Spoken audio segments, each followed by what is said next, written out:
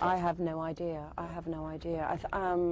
Because I think most people in America have an opinion about O.J. Simpson. I mean, it's like our daily soap opera. Yeah. They have an opinion, but maybe their opinion changes on a daily basis depending too. On what depending on what they're reading and what they see and so on and so forth. I think gossip is one thing, but a kind of a real questioning of something that I think is very fundamental to the British mentality, which is the existence of the monarchy, the royal kingdom, the United Kingdom.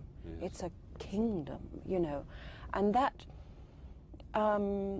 means a great deal to the British people, even if they don't articulate it on a daily basis. When someone says, I'm British, I'm sure that a part of saying that is some deep connection with the sense of a royal family, of a monarchy.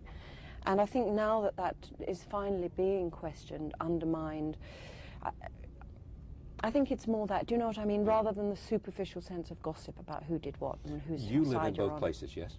You live in... I live in America and England, And in England as well. You choose to do that because both places, you work in both places, and both places in a more Well, I choose to do that because Taylor lives in America. Right. And I work in England. So if you didn't work in England, you'd probably stay most of the time in the United States? It's not some inexorable pull to be there. Oh, I think it's that too. I think it's that too.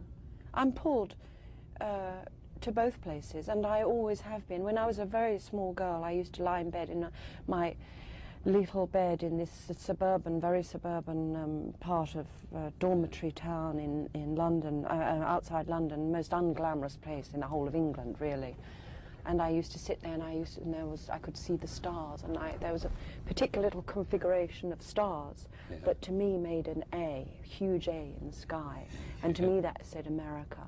And I used to lie in bed looking up at that when I was like 12 or 13. Have you been? Saying, one day I will go to America. You know, it was like this just incredibly glamorous, exciting place. Did you find all that glamour and excitement when you came to Hollywood? Well, in a way, there's, you know, the superficial image of America when you first see it.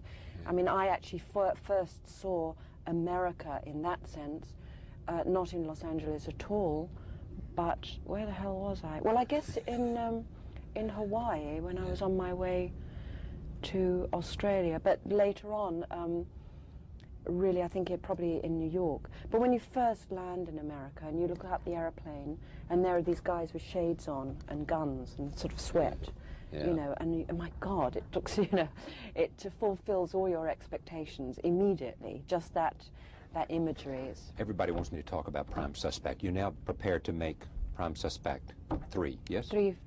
4, 5, and 6. 4, 5, and 6. Yes, but each will be 2 hours long, 2-hour stories. And because before there were 4-hour stories, you see. So these are going to be 3 lots of 2-hour stories. 2-hour stories, yeah. And they'll first appear... Sort of connected, but not. Yeah. Was this role just there and you read the script and you said what? I said, thank you, God. Yes. Thank you, God. Thank you, God. You said... No, I just said, thank you, God. Jesus. Thank you. Thank you. I appreciate it. I because really, really it was just there and you knew in every fiber of your being you could make something out of this. You could take this and make her into a cult hero. No. But what I recognized it as, and whether it had been successful or not, I didn't know whether it was going to be successful. I didn't know. We did 1. We didn't know whether we were going to do any more. I was contracted to do 3, but only on the understanding if the first one was successful. So, you know, it could have just been 1. But what I recognized in it was that it was the role, you know, because as an actor or an actress, you can very easily get left behind in sort of what you used to be. And people want to keep you what you used to be and won't allow you to grow up and grow on and become the different person that you are becoming in real life. And then you find yourself struggling to keep trying to be this person back here when all of your yearnings are to be the person that you are. And I saw this immediately as the role that brought me perfectly into who I am, the age I am, the way I look. Here it is. Voila. I didn't have to hide anything, you know. I didn't have to curl my hair. I didn't have to put, you know, I didn't have to. So Victor Mature said the hardest thing about screen acting is holding your stomach in. There's a kind of a truth in that. But you know what I mean? I didn't have to hold my stomach in. You could be figuratively. Yeah. I could just be who I was. And if people didn't like it, too bad. It was fine. I was much happier people rejecting the truth and the reality about me than having to be, you know, something else. Do you know what I mean? Oh, I do. And that's what I recognized it as being the role that might carry me into the next generation of roles. And you can just do this for a long time and let her grow as you grow? No, I think that it's very important to stop doing something before you've come to the end of it. Before you've come to the end of it, not when you come to the end of it. But it's like leaving a party before it's over. Something I've never actually been able to do. I'm always the last person. What does that say about you? I don't know. I can hear it now. Taylor saying, "Come, Helen, let's go." And you're saying, absolutely, come on, Helen. Oh no, darling, come on, just one. Just one Let more. me just have one more. I'm having a nice conversation with Charles. Yes, we're talking about the monarchy and about Margaret Thatcher. Yes, exactly. Yeah, something interesting. Yeah. How has it changed your life? Not Helen? at all. Not at all. No, Tennyson, Officer Tennyson has not changed your life. It has not sort of. No, not at all. I don't mean you as a person, but in a sense. No, in any sense. Maybe I'm got fractionally more money, but not much, I might say, because this is England we're talking about. You don't get paid much on English television. But did America and Hollywood and all that pay more attention to you, know who you are?